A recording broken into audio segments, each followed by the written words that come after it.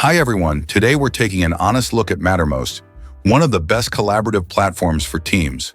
Whether you're in software development, project management, or just need a secure communication space, Mattermost claims to be the go-to solution.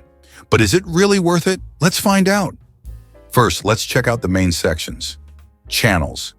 This is where team collaboration happens in real time. You can create public or private channels, share files, and even integrate bots and workflows. Boards.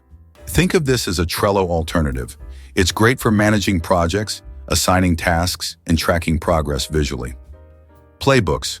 Perfect for automating processes. It's ideal for incident response, checklists, and standardized workflows. What's great about Mattermost? Open source flexibility. You can host it on your own servers, giving you full control over security and data. Integrations. It connects with tools like Jira, GitHub, and Slack, boosting your team's productivity. Strong security features, especially great for industries that need compliance and privacy. Cons. But it's not all perfect. Complex setup.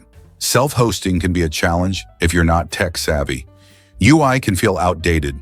Compared to modern platforms, the interface might feel a little clunky. Limited free plan. While the free version is good, you'll need to upgrade for advanced features. So is Mattermost worth it?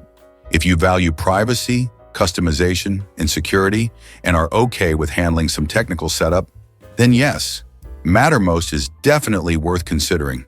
However, if you prefer a more user-friendly and fully managed solution, alternatives like Slack might be a better fit. Thanks for watching. Don't forget to like and subscribe if you found this review helpful. Let me know in the comments if you've tried Mattermost and what your experience was like.